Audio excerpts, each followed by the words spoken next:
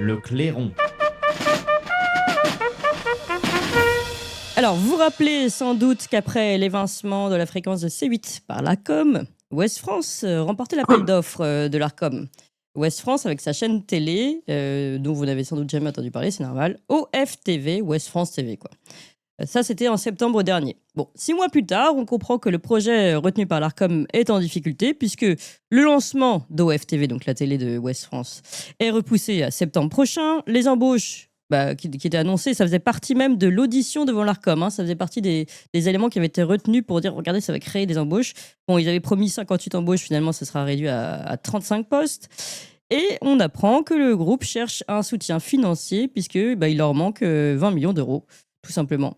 Et que le milliardaire François Pinault aurait été sollicité en formation de valeurs actuelles.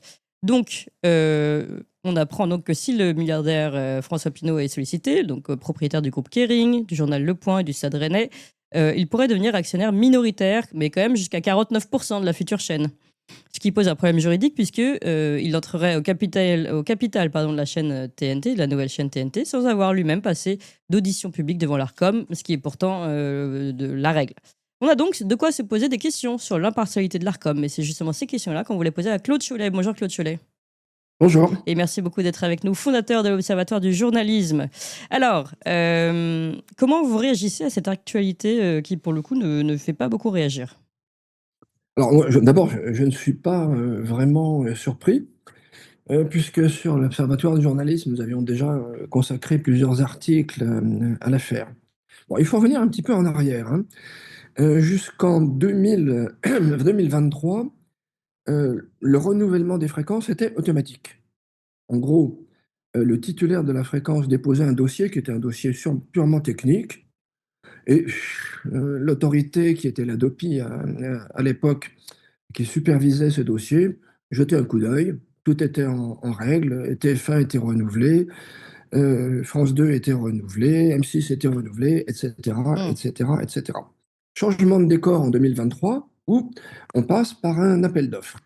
Et c'est le nouvel organisme, l'ARCOM, qui résulte de la fusion de l'ADOPI et du CSA, qui est chargé d'établir les dossiers, enfin non pas d'établir, oui, d'établir plutôt le cahier des charges, de le vérifier, de faire des auditions, et après un avis technique, de rendre son verdict. Et en 2024, le verdict tombe. Il y a 2 fréquences qui sont supprimées, Ouais, celle de C8 qui appartient au groupe Bolloré et celle de NRJ12. ouais. Alors, dans l'histoire, je pense que NRJ12 c'est une victime collatérale. En réalité, le groupe qui était Il était dans le viseur. Ouais. dans le viseur de l'ARCOM, c'était le groupe Bolloré. Hmm. Et je pense que la véritable cible, c'était CNews. Mais CNews, c'était un peu gros. C'était quand même un trop gros gibier. Et je pense que politiquement, c'était difficile, voire impossible, de supprimer la fréquence de CNews. Donc on a pris un plus petit qui n'était pas si petit que ça, d'ailleurs. N'oubliez pas que C8, c'est 3% de part de marché. Ouais. C'est à peu près la même chose que CNews.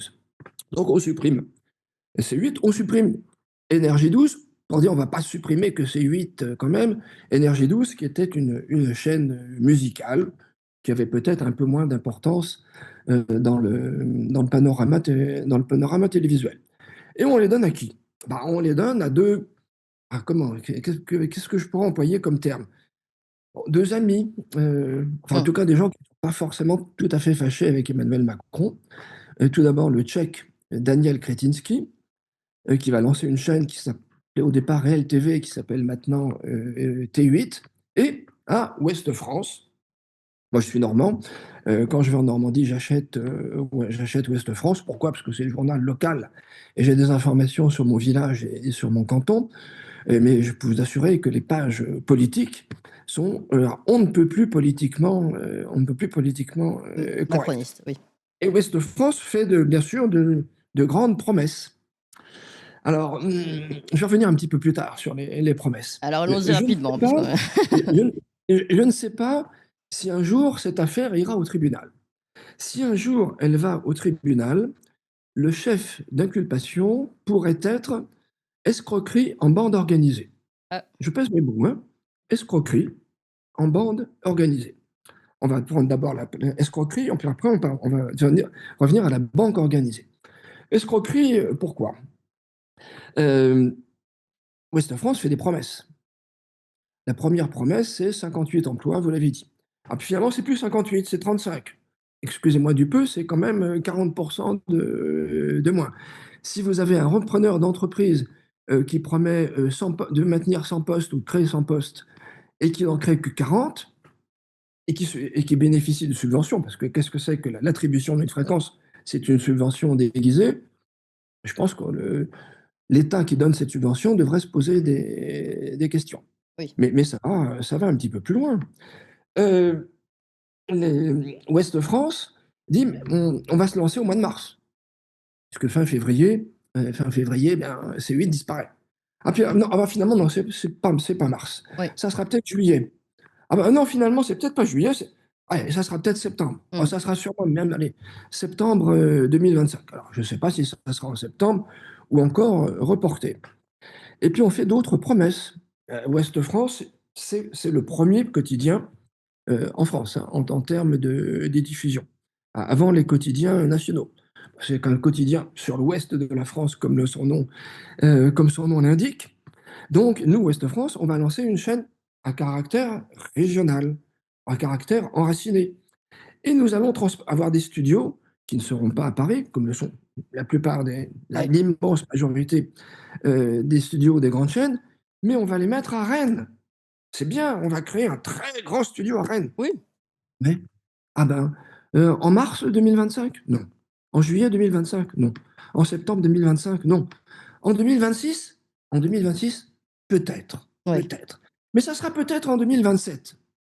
Bah, Moi, ça veut dire qu'ils n'ont pas de télé d'ici là? Ah non, original. ils ont une télé, enfin, ils ont un studio, mais à Paris, et puis ils délocaliseront quand ils voudront bien, quoi. C'est ça? Voilà, un jour, peut-être. Peut-être, oui. Un jour, sans doute, quand Un jour, mon on prince viendra. Euh, puis on va faire des choses très originales. On va faire un talk show. Alors là, je dirais, les bras m'en tombent. Tout le monde fait des talk shows. Oui. On va faire du divertissement. On ne peut pas dire que C8 ne faisait pas de divertissement. Peut-être un peu trop à mon goût. Oui. Bon, c'est une autre histoire. Donc, en gros, ce sont des fausses, Des ce fausses sont des annonces, fausses quoi. Oui, oui. déclarations. Parce que Ouest France est un groupe très, très important, hein. Ouais. Mais Donc, le principal, Claude Cholet, c'est quand même le fait d'avoir découvert, enfin non, vous dites, vous avez raison, sur la ligne éditoriale aussi, c'est important, mais d'avoir découvert, boum, ah bah zut, on n'a pas assez d'argent. Alors que je veux dire, voilà. ça normalement, ça se Bon. présente un dossier avec financement. Ouest France, vous avez des financiers derrière, hein. Vous n'avez pas que des journalistes, vous avez un directeur Ah financier, oui. vous avez un directoire, vous avez un conseil de surveillance. Bon, je pense qu'ils étaient au courant quand même qu'il fallait 40 millions et que peut-être, mon Dieu, il n'y avait pas 20 millions. Alors maintenant, derrière, ce que j'appelle quand même, alors est-ce que c'est une escroquerie ou une tentative d'escroquerie qui s'est Oui. transformée en escroquerie?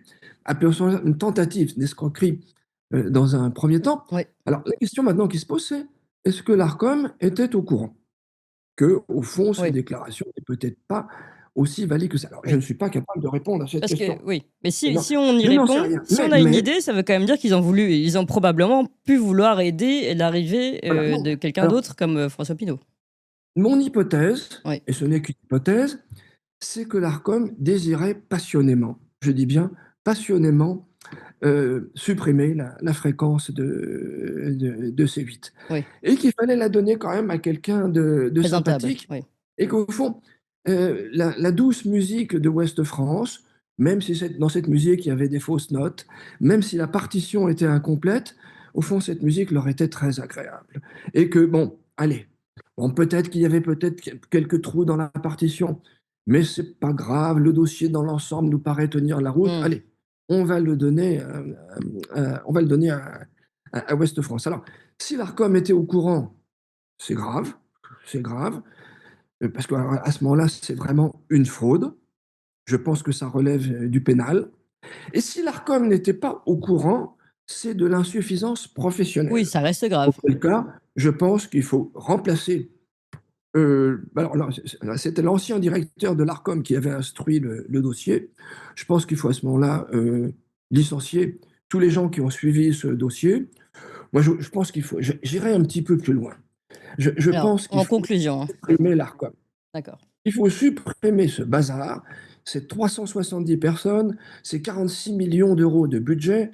Ce malheureux François Bayrou demande, il a besoin de sous. Bon, bah, faisons, allez, je ne suis pas pour la suppression d'une autorité de régulation. Ouais. Je pense qu'il en faut une. Allez, faisons une nouvelle autorité de régulation avec 10 millions d'euros, avec 50 personnes. On va économiser 36 millions d'euros et on va supprimer cet instrument qui est un instrument de censure et qui est devenu un instrument politique. Parfait, merci beaucoup Claude Cholet, le message est passé. Fondateur de l'Observatoire du journalisme, l'OGIM. Merci encore Claude Cholet, merci à vous tous. Nous sommes nombreux. Vous avez aimé cette émission, vous voulez que l'on continue d'exister et de creuser ces sujets. Sachez que nous n'avons ni subvention, ni milliardaires, ni oligarques derrière nous, que nous ne dépendons que de vous. Donc faites un don à toxin-media.fr, toxin-media.fr, et encore mieux, faites un don régulier pour que nous continuions d'exister. Merci.